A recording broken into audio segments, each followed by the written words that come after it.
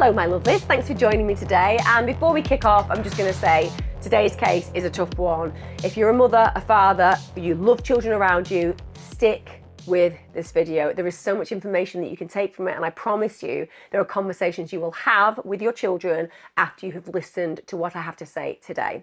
Also, if you are new to my channel, I release my content twice weekly here, and also I release full-length videos on Patreon and my YouTube membership. Thanks to all of you supporting me there. I can't do this without you. Also, thank you for everybody out there in America and Canada now buying my new book, The Serial Killer Next Door. I really appreciate every single one of you. And thanks again to everybody coming to my theatre show, The Serial Killer Next Door and Killer Cults.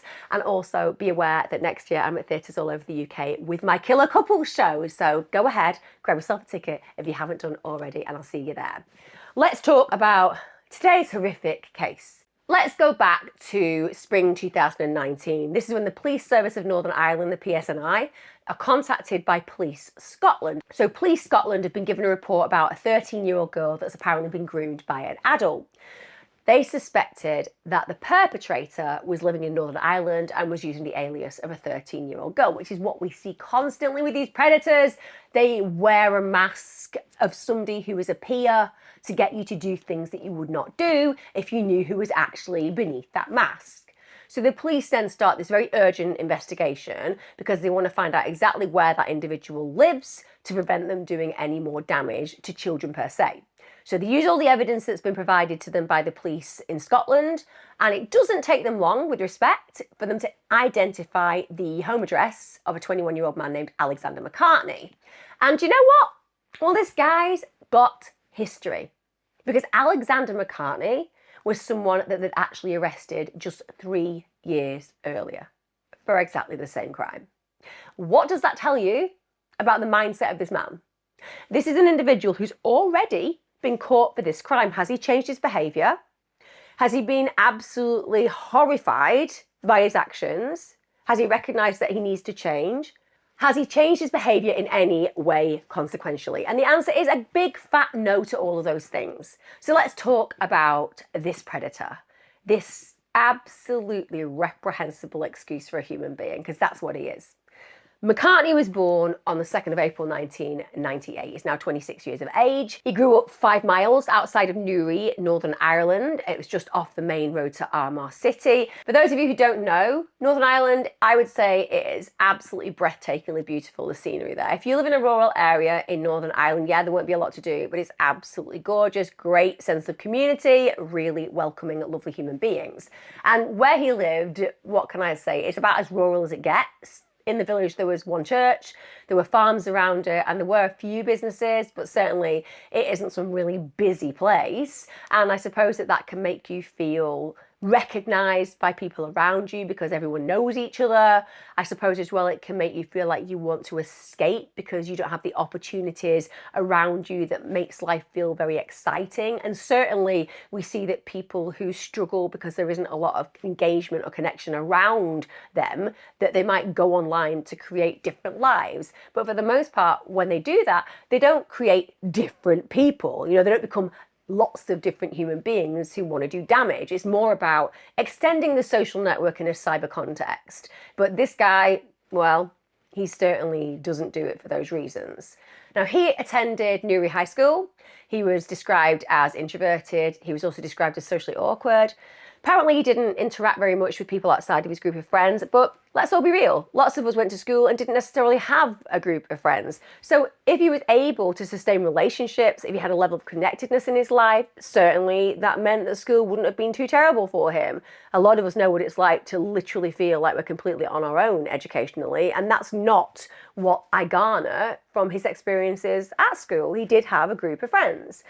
Now, when he goes to college, this is at Southern Regional College in Newry, he has, shall we say, an impact that isn't enormous. People don't really notice him very much. He's described as quiet. He didn't really get involved with the rest of the class, and I suppose that is very similar for many of us. You go to school, you get a group of mates, and you study subjects often that are quite similar, so you spend time with them in class. There's a familiarity of your environment for several years. Then you go to college, and all of a sudden you're selecting different classes to your friends, that minimises the people that you are familiar with. And understandably, if you've got quite a quiet temperament, that's going to make it a bit more challenging to find a new group of friends. So he certainly wasn't standing out to any degree, but he wasn't standing out for any wrong reasons either. Now his academic journey continues. He goes to Ulster University, and here he studies computer science. Coding and computer science can be an incredibly lucrative area to move into, but also if you are somebody who wants to be allowed to spend as much time online as possible without any suspicion, then this kind of a degree is the one for you. And undoubtedly, this man wants to be able to spend every waking hour on his computer, and he doesn't want anybody looking at him and going, that's a bit weird. Why are you spending so much time on your computer? He wants to be able to say, well, academically, that's what I'm studying. He'll look like a diligent student as opposed to a horrific predator. And in fact, he's still a student when he's arrested.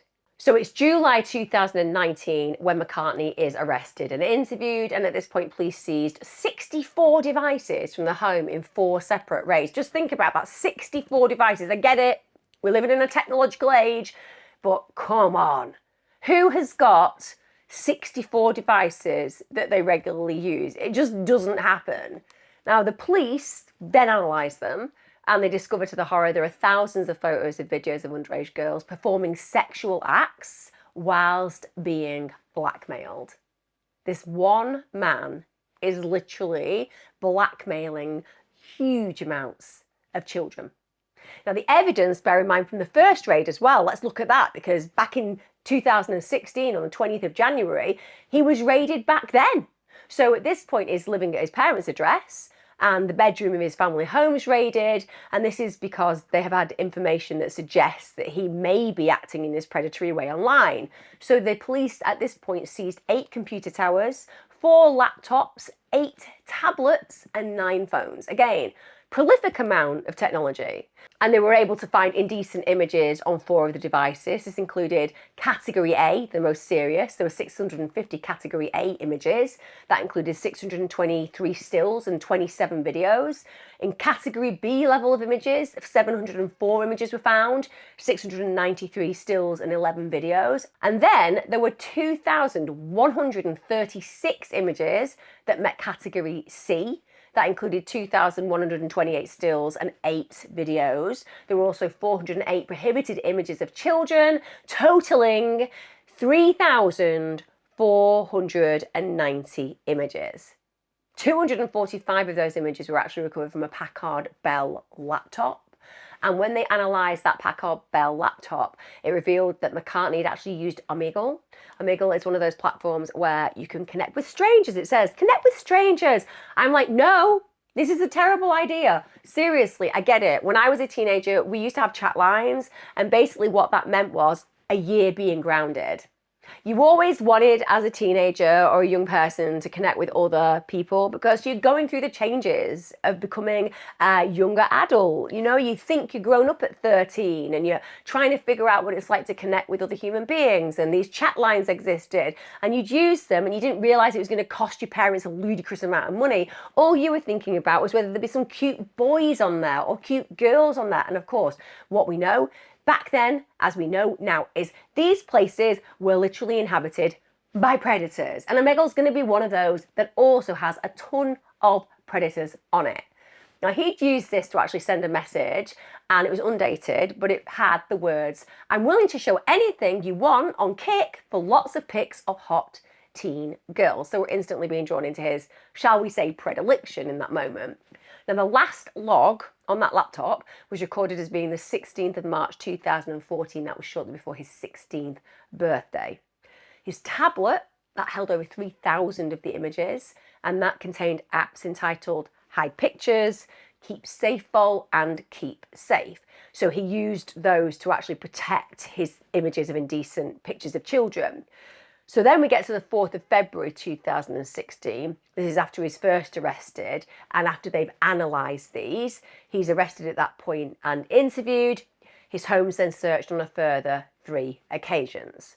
We get to the 21st of March 2018. More evidence is found in respect to, guess what? Another 23 victims. 18th of March 2019, they find another 18 more victims. And then the 30th of July 2019, an additional 20 victims. So this means that after McCartney's first interview in 2016, that February of that year, he made contact with at least 61 more victims. After he had already been arrested for the horrifically predatory behaviour that he was acting out in his day-to-day life, it didn't stop him. In fact, he got more prolific.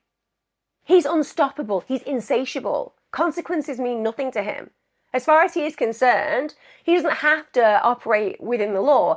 He just has to try to avoid being caught by the law. Fortunately, he fails. But by the end of this video, you will realise the damage that he did to so many has been catastrophic. Now, following his initial interviews and also, of course, looking into the files located on all of his devices, it became really clear that McCartney's offending didn't just span across the UK. It was international. It was across the world. So this meant that the police actually had to start working with other authorities and ended up working with the Homeland Security, the Public Prosecution Service, the National Crime Agency, and they managed to locate victims in places like North America, in New Zealand, and at least 28 other countries. 28.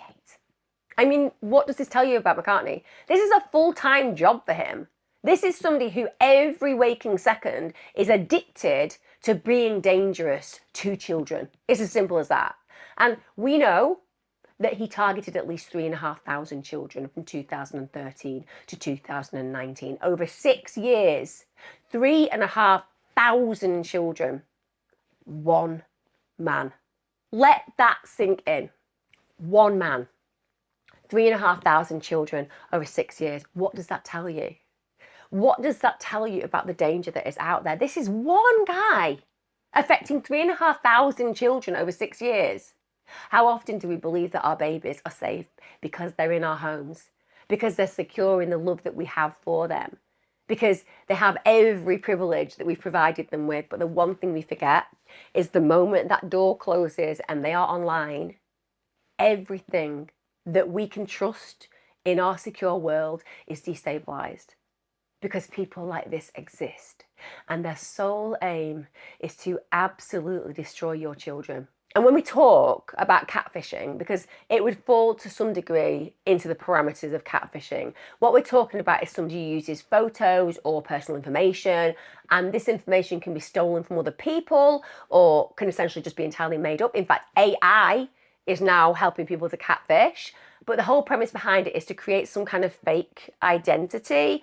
I'm sure that you'll all be au fait with documentaries where somebody will believe that they're in a relationship with somebody in another country and they will have pictures with this person, they'll chat with this person, and then suddenly that person will start asking for money. But they're so bought into the relationship that they start sending it, and they think they're sending it to somebody in the Netherlands who's got their own business and just in a little bit of difficulty and wants to come over and see them, only to discover after they've literally been wiped out financially that it was actually from somebody who was in a sweat room in Africa, literally being employed to be a love con artist. There are whole sites dedicated to it. And that's really important to note, because that shows you that if a 55-year-old woman who's intelligent, who's had prior relationships, can end up doing things that on reflection seem ludicrous and nonsensical because there are feelings involved, imagine how young people who haven't had relationships, who are going through those really challenging changes as an individual because they're reaching that pubescence, they're dealing with issues of sexuality and all the things that go with it,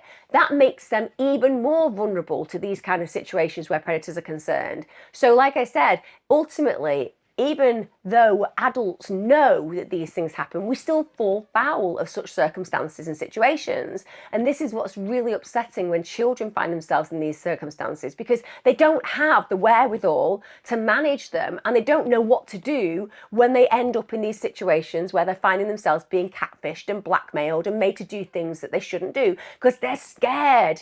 They're more scared than even we would be as adults when it happens to us. Catfishing actually can also be something to do with a business, so conning people out of money because they think they're getting involved in situations where they're going to make some quick cash and actually they end up losing their money. And there are also people who try to convince people through catfishing to send explicit images. And the reason for that is that you can extort from them. You can blackmail them. And again, what people will say is, well, don't do it. You get in contact with somebody and they ask you for an explicit image, don't send it. There you go, it's sorted. Or even for those who feel, well, no, I do want to send explicit images of myself, make sure that your face isn't in it. There's nothing that can have you identified in that photograph, because we understand as adults that sometimes people can use these images in a very malicious way. Just think about revenge porn scenarios where you have willingly sent pictures of yourself, then your relationship has ended, and that person has used those images against you in the most heinous of ways. It definitely happens. But it also speaks to a reality that even though we know we shouldn't send some of those things to people, people do who are adults. So if adults do it, young people will also do the same, and they won't really have any inkling of how malevolent some people can be around this kind of data and material. So once those images have been sent, basically it gives license to another individual to be able to blackmail you, to be able to bully you, to be able to sexually abuse you. It just gives them the power. And it's one of the reasons that young people, and in fact adults, end up in such hot water. It's also worth noting that catfishing actually isn't illegal in the UK. Yes, extorting money from somebody is, blackmailing somebody is, and doing things that are deeply malevolent that can be proven as a crime, that is. But you can basically lie about who you are online. No one's going to come for you if you do that. And I know a lot of people will be like, well, I've been on a lot of dating sites and met people, and it turned out they were catfishing me because the person I thought I was meeting didn't turn up. But like I said, it's not illegal unless it's used for malevolent purposes. And the big question is, how on earth did he target 3,500 children? Like I said, how did he spend so much time acting as a predator in this space and successfully targeting these children? Like I said, this was a full-time job for him without a shadow of a doubt. He operated on a range of platforms, so Instagram, he also operated on Kick, but predominantly he actually used Snapchat. And he had a particular victim profile. So he mostly targeted young girls from all around the world who were either gay or they were exploring their sexuality. And it hurts my heart to know that he went for victims who had this profile. Now, I get that some of you lucky people have always known exactly who you are sexually. I understand that for some of you, it's just a simple choice. I'm attracted to this gender, I'm attracted to this person, this makes me this sexuality. But for many of us, and particularly in the younger age group these days, where there is more of a fluidity to the conversations about sexuality, people don't define themselves in the way that they may have when I was younger, this means that young people are asking questions. Big questions. And we have to remember that children build pictures that aren't real in their brains. So how often did we do that as kids? You imagine that people will respond or react to you in a certain way, and actually in reality you're wrong, but you believe it because it's in your head. And if you're going through some sexuality issues and you've got questions about who you are and you've not necessarily been open about that with anybody in your physical life, and you're online being who you truly believe you may be, and feeling safe because you can hide behind maybe a pseudonym, or you're speaking to people in different countries, so it gives you this layer of confidence. You're putting yourself out there to get used to that space and shape and feel of yourself so that one day you can physically discuss it in real life.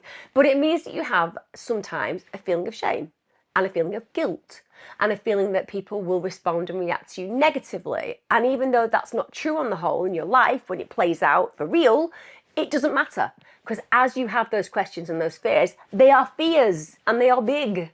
And also I think that he knew that that's exactly how young people felt.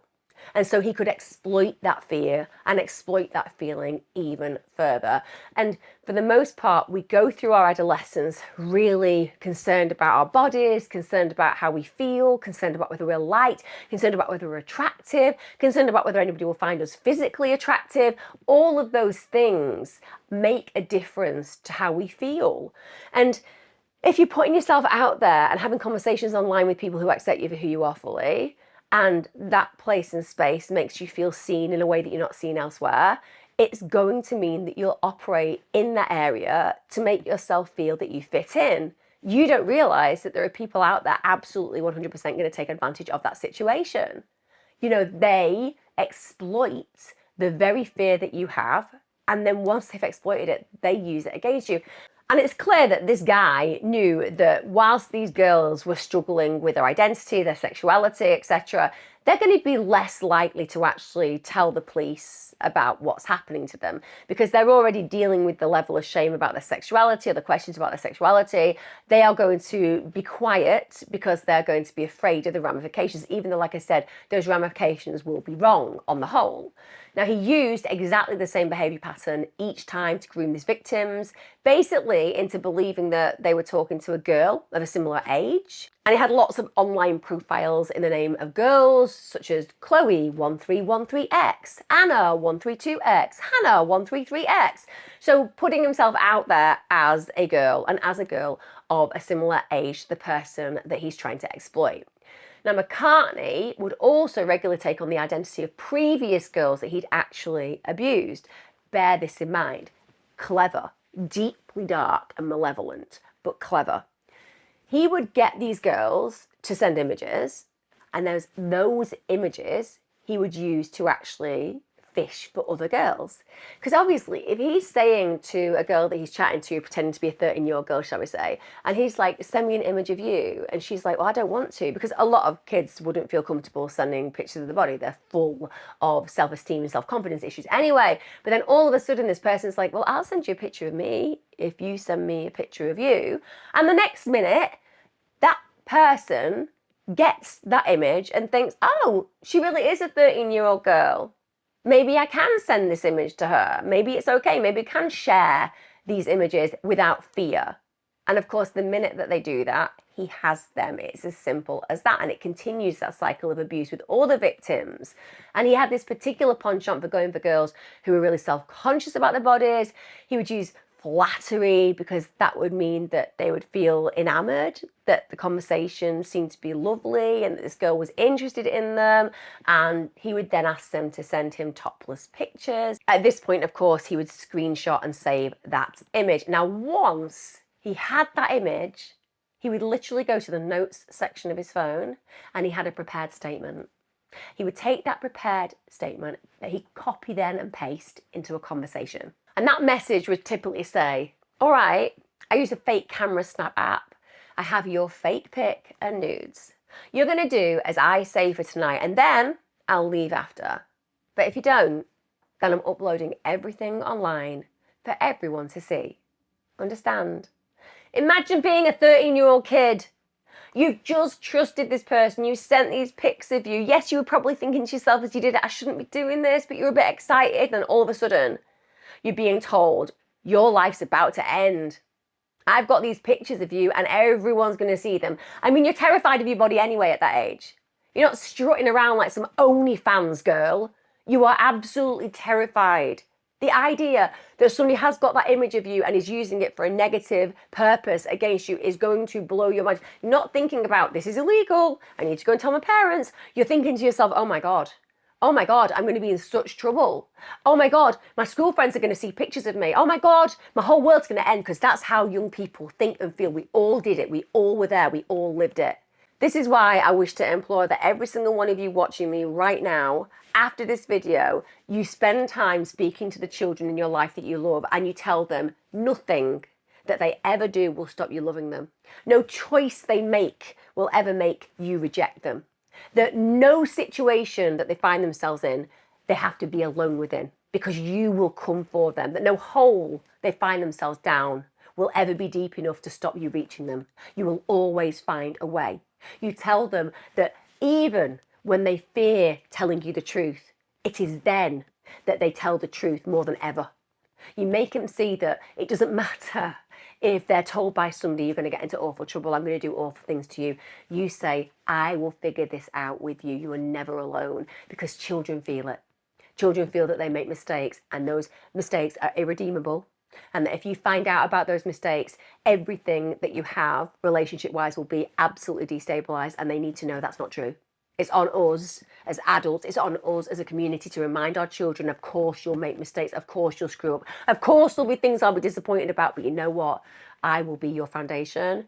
And let me tell you, anyone who starts to destabilize that foundation, they better run fast, and they better know that I will find them, because that's what parents and adults in a community can allow children to feel that no matter what, you are on their side and you will go for anybody who dares to cross them or interfere with their safety. And that is a conversation we all need to have, because children don't get it, they don't believe it, and they end up in situations where they go ahead and they think they've got to follow the commands of this kind of predator because they want to prevent the fallout of this situation escalating. They want to prevent the fallout of the relationship that might happen if you find out about their behavior. And this is why they end up trapped in these diabolical situations. Then, once he'd been sent these explicit photographs, it meant that he'd get the girls to obey him. And also he wanted to make them act quickly because he doesn't want them to think. He doesn't want them to kind of figure out, could I go and speak to somebody? Is there a way that I can get some help? He wants to make them feel that this is imminent where disaster is concerned, and they have to do what he says right now. He also says you have to remain in the chat forum with me. So he creates this urgency, and we respond to that. It's why salespeople make you think you're buying the last one possible, because it creates urgency. He's using the same kind of psychological tactic. If you don't do it right now, something very bad's going to happen shortly. That is something that's psychologically very, very manipulatory, but also very effective. Now, he would usually specify a period that he wanted them to do these things over, usually a number of hours. This is where they would be told, look, you have to comply. You comply over these next few hours, and I promise you, I am going to delete all the images once it's over. Of course, we know he won't. But again, these girls are now absolutely frantic. He has come in, he has psychologically manipulated them, they have sent pictures, they feel their world's about to end, and he's going, you know what? I'm a terrible person, but I'm not that terrible, because you know what? If you just do what I say, at the end of the day, it'll all be fine. What do we say, guys? Do not comply. Because these predators rely on good human beings believing that they can trust these people, even when they have done the most diabolical things to them. So these girls now go along with what he's saying. Now, like I said, he would promise to leave the victims alone after he had abused them for one night. But he doesn't. Of course, he returns later and he continues the abuse. And he would blackmail these children, and they were children, and he would blackmail them into sending more images. He would blackmail them into engaging in sexual activity online. He would threaten to share these images with other paedophiles. He also forced some of those children to abuse their own siblings. Some of the victims' siblings were 3 and 5 years of age. So that's how terrified these kids were, that he would absolutely dominate them psychologically and physically to a point where they would go ahead and abuse their brothers or sisters just to try to stop him having any more control over them. Also, if they had pets, he tried to involve family pets. Also, he'd get them to use objects. He'd actually demand that the victims kept their faces in the images, of course, because that would give him more power. On one occasion, just so you were aware of just how breathtakingly terrible this is, it took McCartney 9 minutes to groom, sexually abuse, and blackmail a girl who was 12 years old. She was 12. It took less than 10 minutes. I mean, that in itself demonstrates just how effective and just how predatory McCartney is. But it also tells you, doesn't it? Young people are not consequential thinkers. That 12-year-old girl wasn't sending him an explicit image because she wanted to be blackmailed. She did it on trust. She did it probably because she thought she was engaging with another girl, and she's going through all of that self-discovery, and he knows that that's how he catches them in his web. Now, in several of the videos seized by the police, the victims are literally seen pleading with McCartney to stop. One girl actually repeatedly said she was going to kill herself. She also said that her mother had cancer, and he said, I don't give a shit about you or your mum. Yeah, I believe that fully. McCartney really doesn't give a shit about the victim or whether the victim's mother is indeed dying of cancer. He's so self-serving. This man is why the sentences that are given to sex predators these days is despicable. I appreciate the case I'm covering today is going to have a different kind of sentence to our ordinary ones that we see play out day in, day out in the press. But these predators, who so much as have images of children on their phones, they should not walk our streets. They should not walk amongst us. Because what you are seeing, as I describe this case, is the mindset of these sexual deviants. It is consuming for them. Yes, this guy is an extreme version and vision of these kind of predators who walk amongst us, but believe me, their mindsets are the same and they don't give a shit about anybody. The only thing they give a shit about is their sexual desires and their despicable desires towards children. In one instance, the police actually discovered that a 13-year-old victim had said that her 11-year-old sister was throwing up and didn't want to do it. But when he manages to coerce her into sending some images over, he then claims even greater power over her by saying that he's now got pictures and videos of her doing sexual acts with her sister. And then he demands another 30 more minutes and said that the images had to include her sister's face. She then says, I'm going to go to the police. And he says, well, I'm secure because I've been doing this for over a year. So this brave girl is saying, look, I'm going to act. I'm going to go and speak to the police. He's like, yeah, go and do it. I don't care. And even though you and I both know that the victim is right, going to the police would have been the absolute correct course of action, the fact that he seems so confident destabilizes her own authority over the situation. He's making her feel like the criminal. That's what he does really effectively. He basically puts these kids into situations where they act in a way that's reprehensible to them, and then he uses those actions that he's demanded over them to punish them further, to make them feel like they're the individuals who've become the predator because they've done something to an animal or to a sister or a brother. He's so dark, it's unbelievable. And McCartney was never satisfied with the predatory behaviour. He was always finding new ways to humiliate his victims. So commonly he would order them to urinate or to defecate on themselves or to defecate or urinate on the floor. Also, he would make them handle their feces. He actually got one girl to write on herself in a marker pen that she was his, quote, little fuck toy. I tell you what, guys, if only I had access to a very wide, large marker pen and him, because I tell you now, I would shove it somewhere that the sun don't shine and he would literally have to remove it from his tonsils because it would arrive there. That's the way I feel about this excuse for a human being. Some of the victims actually asked why he was doing what he was doing, and he just gave a variety of explanations. One of them included, I'm just messed up, or I'm just into weird stuff, or I just get this urge where I like to be in full sexual control. He also went on to make all these false allegations about his parents. He said that they'd been in prison for abusing him, for molesting him. Now, none of these allegations actually turned out to be true, but at the end of the day, we're talking about a high-level predator here. Yes, he's young, but he's a high-level predator, so he just wears the mask of whoever he needs to be in that moment. So he's trying to make the girls feel sorry for him to some degree. Oh, I'm just the victim too. Or he's trying to make them feel that maybe he's just got these sexual paraphilias that he enjoys, and it's not necessarily about exploiting them, it's just about meeting his own needs. He's very clever in answering those questions in that way, because they're asking him to affirm what is it that's making you do this, and he's actually giving them some core reasons. Now, that isn't going to alleviate their fears in any way, shape or form, but it may potentially make them think, oh, he's not actually out there sharing all of my images with a group of pedophiles. Maybe he is just a bit messed up. So he's minimizing to a certain degree. And McCartney did not stop offending till the moment that he was actually arrested for these crimes. He did not stop. In those 3 years, when he'd first been arrested to the point where he's arrested again for these extra crimes, this man was utterly prolific.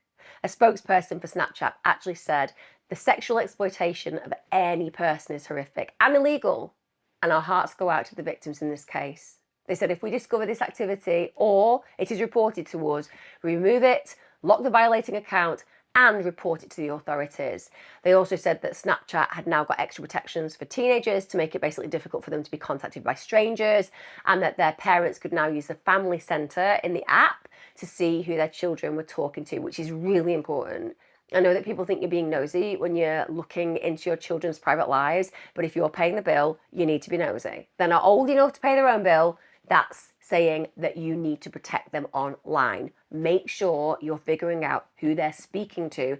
Don't pry into their friendships and peer groups, but certainly pry into their online behavior when they're talking with strangers, because like you just heard, it took one man 9 minutes to get a girl to be exploited by him. 9 minutes. Now, when it came down to the prosecution in spring 2019, the police called Catherine Kierans, who is the acting head of the Public Prosecution Service's Serious Crime Unit. Now, Kierans said that girls, on average, who were between the ages of 10 and 12, were being threatened in the most depraved way. Apparently, some of the children had raised the alarm, and that had helped the police to actually identify McCartney in the first place.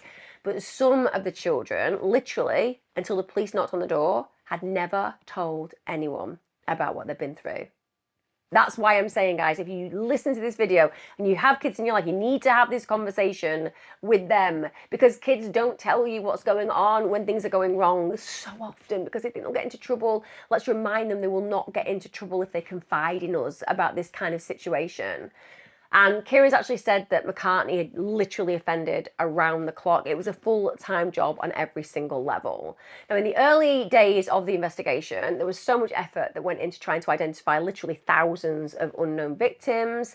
Many of the children who'd been affected were just too afraid to speak to their parents, to the guardians about what had happened to them. And they were actually only identified because of the direct evidence that was there on McCartney's devices, and also because of the sheer determination of the officers involved. I mean, the officers were amazing in this case. Credit where credit is due.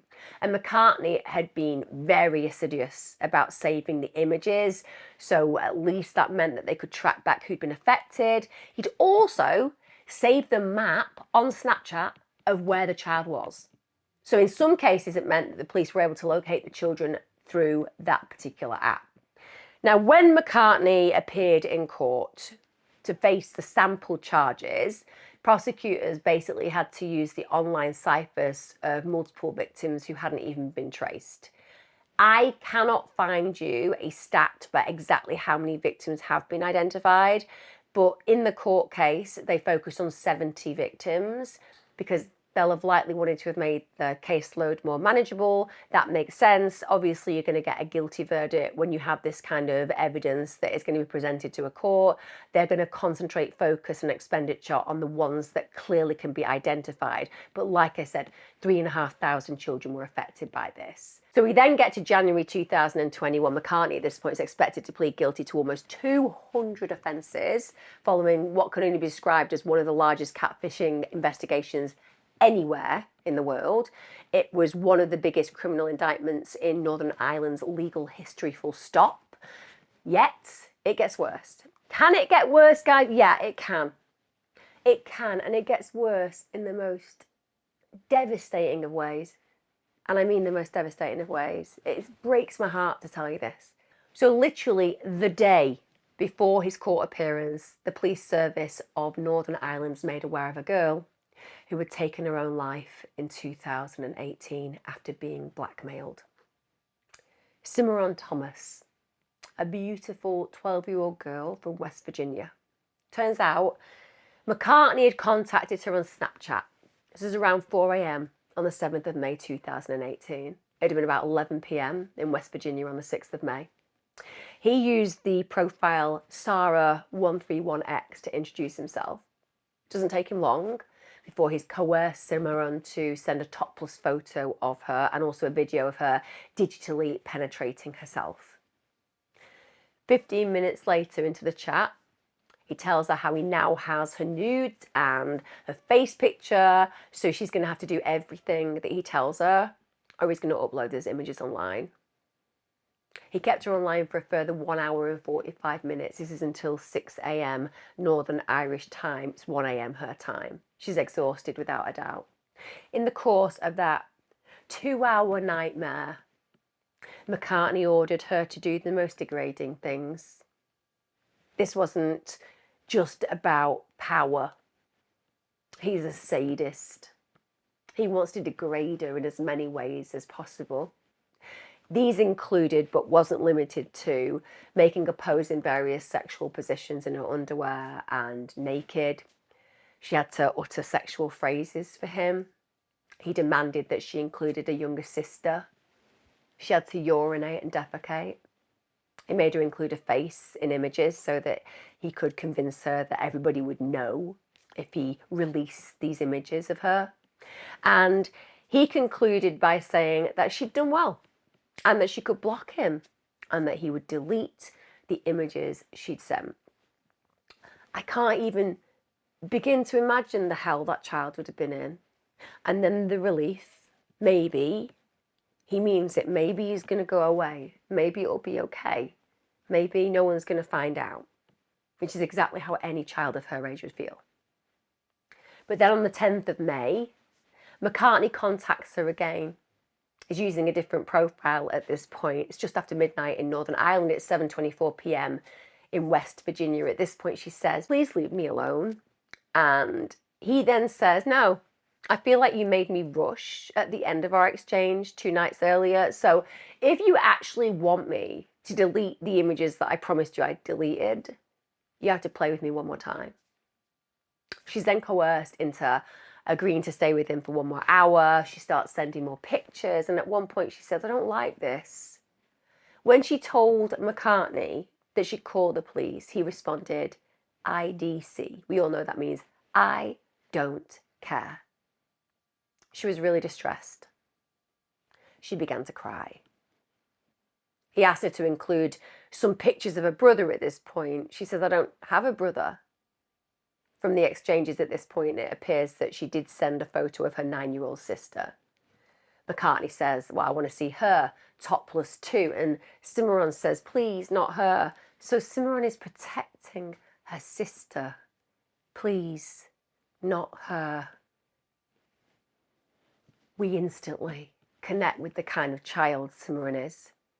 She's going through this horrific abuse, and all she's thinking of in that moment is, please, not my sister. How often do we see children do this? They're small beings still, and yet they have this compassion in their heart that is just overflowing. When she continues to refuse, he starts to create this countdown of 30 seconds before he threatens to post the pictures of her online. He says, "I'm posting, bye." And he basically says that he's going to post Ben Thomas first, which is Cimarron's father. He says he should see the pics first.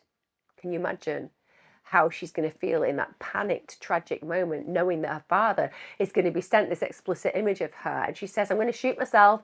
McCartney says, "Good luck and goodbye.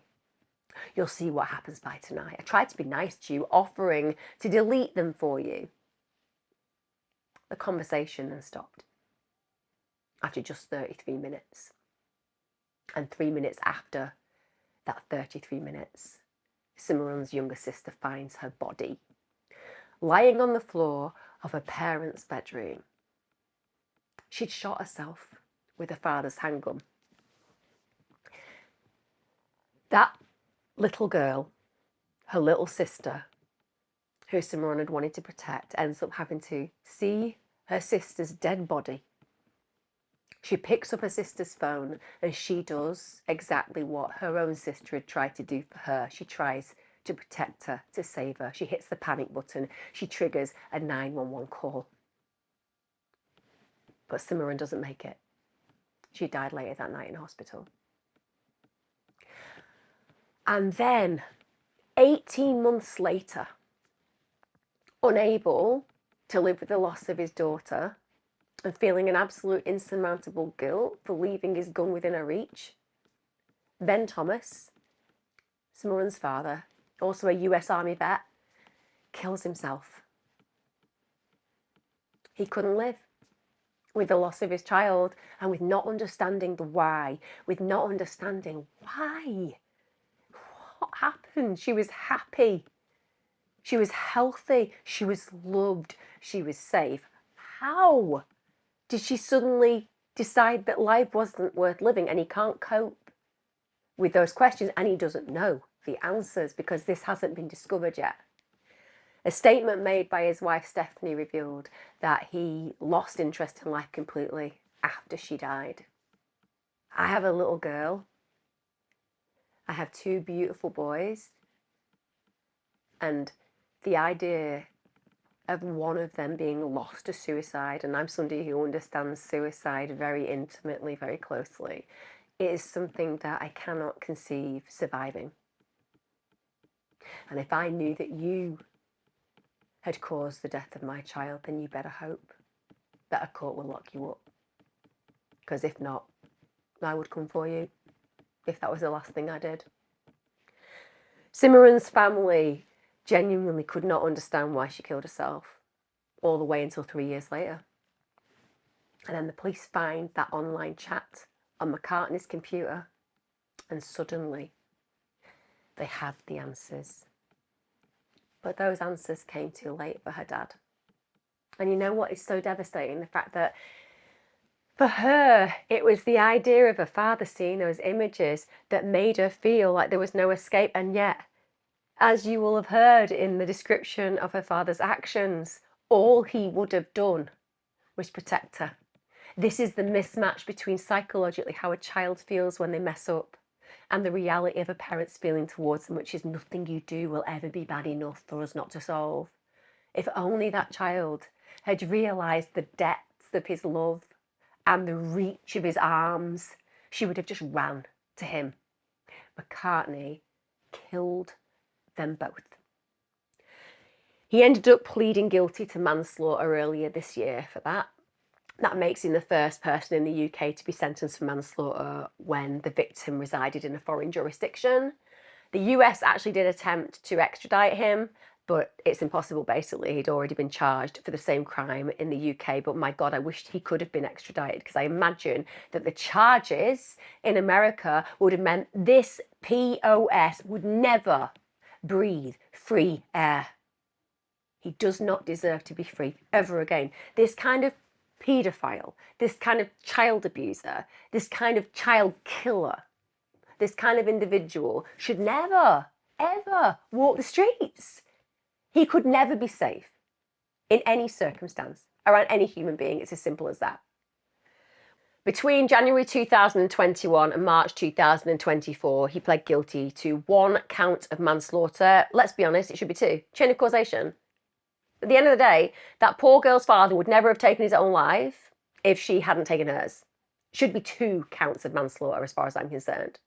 Also, he got charged with 14 counts of causing or inciting a girl under 13 to engage in sexual activity involving penetration, 32 counts of causing or inciting a girl between the age of 13 and 16 to engage in sexual activity involving penetration, 9 counts of causing a girl under 13 years of age to engage in sexual activity, 14 counts of causing a girl aged between 13 and 16, 58 counts of blackmail, 29 counts of making indecent images of children, 11 counts of distributing indecent images of children, 2 counts of causing a person to engage in sexual activity without consent, 12 counts of possessing indecent images of children, 1 count of intimidation, 1 count of possessing prohibited images of children, 1 count of sexual communication with a child. And bear in mind, they were the only ones they went for, because there's no point going for it anymore.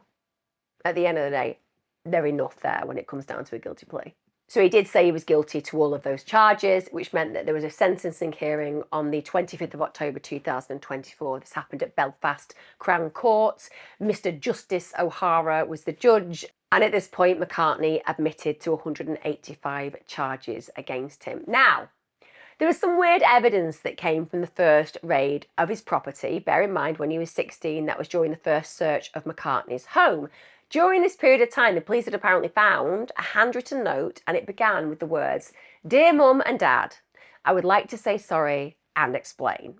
Now, in this note, it claimed that when he was 15, he himself had been a victim of catfishing. He'd been deceived apparently into sending some compromising images of himself. And the note basically suggested that he'd been made to do the same thing to other people and that he'd actually been directed how to do it. The letter then concluded, "Since September, I've wanted to end it one way or another as he had the power to ruin my life. I shouldn't live with the guilt anymore and I have been depressed ever since. I should have stopped a long time ago and I was stupid. So it spiraled out of control. So I can't take it anymore. I'm so sorry. Goodbye. I love you all." And we were all like, oh, hang on. McCartney, It sounds like he's been coerced. It sounds like he himself has been caught in this extortion and blackmail campaign. He's a victim too. And bear in mind, when he was first interviewed by the police on the 4th of February 2016, he absolutely recounted that story. He named the person he'd been engaged with online as Sarah. Apparently they exchanged indecent images, then he's blackmailed. And he said, I know why you are conducting the investigation. I know that there was an image uploaded to a website. I'd been made, in fact, to post it. So I know why you're coming for me. I literally was forced to do it and I knew this would happen. And he said he'd actually done it 3 times under the duress of this apparent Sarah. Now, this would have been significant to the case, of course it would, if it had been true. But it wasn't. Everything I've just told you was bullshit. In fact, there was absolutely no evidence to suggest that McCartney was catfished by anyone. But you know what? He was clever. He thought to himself, if they come for me, I better have some kind of excuse, so he laid the ground in advance. He decided that if the police ever caught up with him, he'd got a ready-made excuse. He was future-proofing his offences. And what adds to the legitimacy of his understanding that it was absolute bullshit, that he had never been abused, is because he absolutely continued to offend after he was released on bail until his final arrest in 2019. So we appreciate if he had been a victim, we'd all understand. The police would be sympathetic. It wouldn't excuse his crimes, but there would be mitigation in this situation. He was also a victim. No.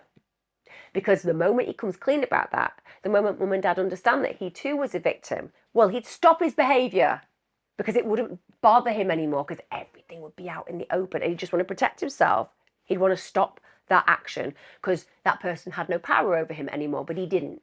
When it came down to the victim impact statements, many of McCartney's victims made statements which were all read out in court, described a range of emotions from depression, anxiety, stress, shame, embarrassment, a loss of confidence, a sense of humiliation, an absolute difficulty ever believing that you could trust anybody else.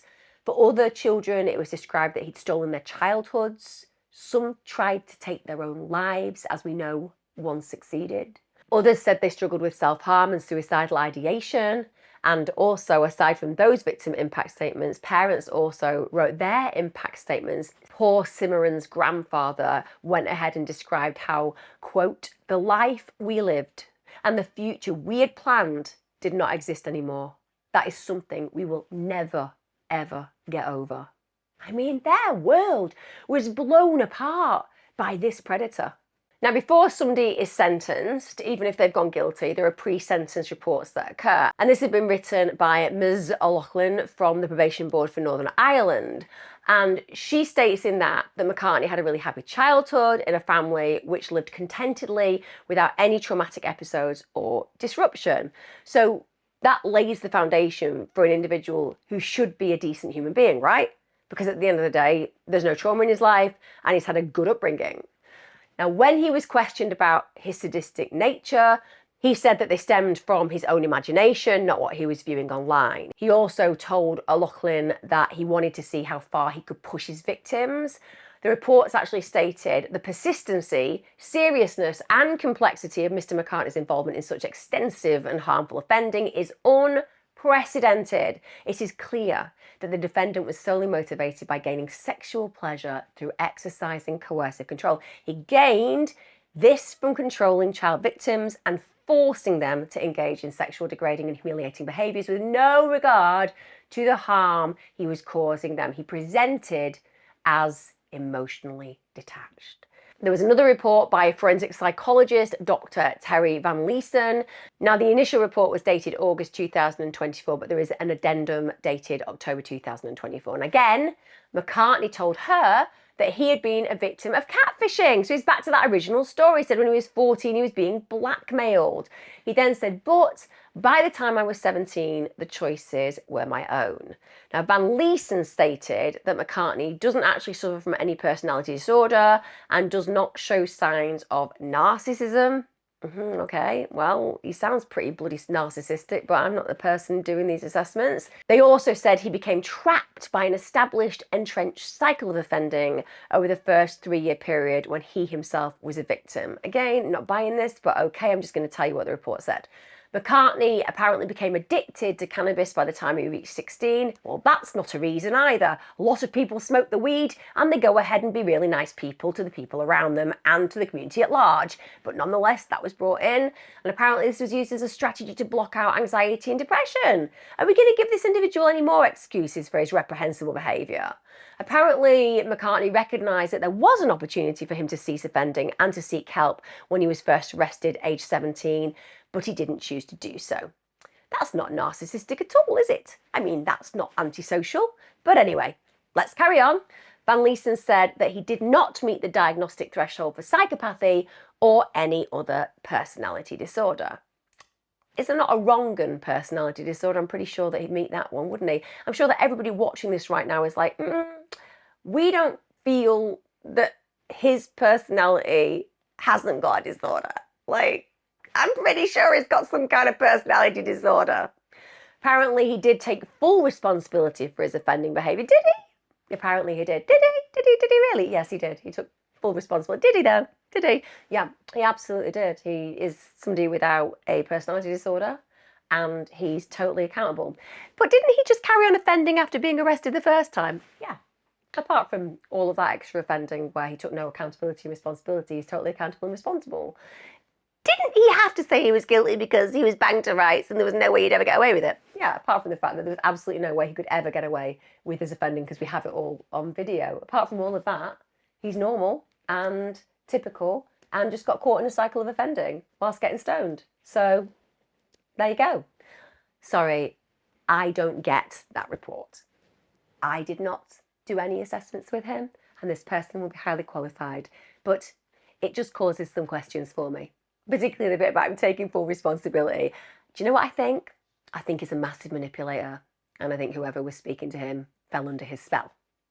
But apparently because he verbalised his guilt, because he didn't blame his victims for his actions. Now, I'll tell you why that's in there, they're not blaming his victims for his actions, and it's notable, is because child predators always blame the victims. Somehow it's the child's fault. Somehow the child was sexually attracted to them and they were the ones coming onto them. Somehow it's the child's relationship with them that's the core problem. This is how predators speak about children. So the fact that he's saying, well, I don't blame my victims, it's totally on me, that would be something that would be considered in his favour. But like I said, how was he going to pretend that the victims had anything to do with any kind of accountability? He was literally blackmailing them. Now, the prosecution, rightfully so, if I'd have been on that prosecution, I'd been like, can I do this? Can I do this? Well, no, you're not a lawyer. Yeah, I know. Look, I know I'm not a lawyer, but I don't think we need one. And anyway, I think that I'm going to be able to rip this report apart better than you. Genuinely? So the prosecution are like, no, absolutely no. There's no evidence of McCartney being a victim of catfishing. They analysed every single one of his devices. They didn't find a trace of Sarah. They didn't find a trace of him being forced to commit his crimes. And all the things I've just said is true. At the end of the day, this guy couldn't blame his victims because they were being extorted. This guy couldn't pretend that he hadn't done it because it's all on video. This guy's a master manipulator, and whoever did that interview with him fell under his spell. Hasn't got a personality disorder. I can name many that he would fit, and I'll invent a few as well. Bastard personality disorder. There you go. I've created one just for him. When it came down to the verdict, McCartney was sentenced to life imprisonment, which isn't life, of course, in the UK. That means that he's actually going to serve a minimum of 20 years, which means he's going to have the rest of his life ahead of him. I'm not okay with that. Two individuals won't live their lives because of what he did. And yet he's likely going to walk free in 2039. Now, the judge also granted an application which disqualifies McCartney from working with children in the future, but that should go without saying. There shouldn't have to be an application, should there? This kind of not right should never be allowed within 100 metres, 100 feet, 100 miles, in fact, of any children whatsoever. He should not be allowed to have his own children. End of. The judge stated that he was remorseless, that he ignored multiple opportunities to stop, that he ignored multiple pleas for mercy from the mouths of his victims. The judge said he had a plan which worked for him and which he stuck to rigidly for his own sexual pleasure. He said, "It is truly difficult to think of a sexual deviant who poses a greater risk than this defendant." And I would 100% categorically agree with that judge. Detective Chief Superintendent Eamon Corrigan said, "My team and I welcome today's sentencing. McCartney is nothing but a disgusting child predator who was posing as young girls online to groom, manipulate and sexually abuse his victims as young as 4 to satisfy his own sexual perversions and that of other online child sexual offenders." Because he's sharing this. He was sharing it. He was never a victim. He was always a perpetrator. He said, "As far as I'm concerned, there is only one place for McCartney, and that is behind bars. I'm glad his offending has been uncovered and that it has today been taken seriously by our criminal justice system." And like I said, guys, those of you in places like America, you're going to be shaking your heads and saying, what the hell, he got 20 years? He gets to live his life again. But hey, we never know what plays out in prison, do we? Things can be pretty awful for child sexual predators. Simran's grandparents released a statement after he was sentenced saying, "We've been devastated by our granddaughter's passing. We know that nothing we do or say will bring her back. But if we can help another family to not have to go through what we did, something good could come out of her death. Parents, please keep the doors of communication open concerning the evil of some people online." I mean, even in that moment, you just see the compassion of that family. They've lost so much, and yet all they care about is others not losing too. Also, a father of 2 of McCartney's victims from New Zealand, he spoke about the impact that it had on his family. His daughters were 12 and 10. They were both contacted by McCartney online in December 2017. He said, "As parents, you do your best to shield and protect your children from the monsters of the world, only to find out too late the dangers of the internet are all too real, that you weren't vigilant enough. Having both of our daughters involved is gut-wrenching. Within the 4 walls of our home, they should be safe." And he manipulated and preyed on their innocence for his own sick enjoyment. We hope the publicity around this case helps others come forward, no matter how difficult it is, to flush out these predators and protect both those at risk and those who have already been abused. Now, the police service of Northern Ireland's made an appeal to all parents, to all guardians, to just be vigilant, to check, who are your kids talking to online? Figure it out, have a look. So the legacy of this is the police are saying, figure out who your kids are talking to, understand that these predators are out there. Know that in the safety of your home, they find a way through screens into your children's lives. They infect their psyches and they can destroy the life of the child that you are protecting without you even knowing, as they whisper into their ears the commands that I have talked about today. They want to remind you, to remind you, to remind you, to remind your children that nothing that they ever do will ever be bad enough for you not to wish to hear it. When they're told a secret that they have to keep, to know that you can be their confidant. If they lie to you, that you will hear that truth and you will not judge them in a way that makes them feel abandoned. If they make a mistake, that you will help them face that, holding their hand and knowing that your love will never diminish because of their actions. Tell them. If that's the one thing you do today, guys, tell them. Let's make Simran's life not just the legacy she deserves, but a legacy that others share. Let's remember her name as we tell our children that nothing will ever be bad enough, that they have to hide it from us, that no shame will ever be great enough for them to have to carry it alone. We are with them. To know that we all screw up and that it is love that bridges that gap. And if we just do that enough, when a predator like McCartney contacts our children, and if they fall for these kind of ruses, they will come straight to us. They won't decide that there is only one way out, a fatal way in this case. I am horrified by what I've told you today, and I'm sure that you feel exactly the same. It's been one of those, hasn't it? The twists and turns and the horrors and the reminders are many. I'll see you again next time, guys. Let me know your thoughts in the comments.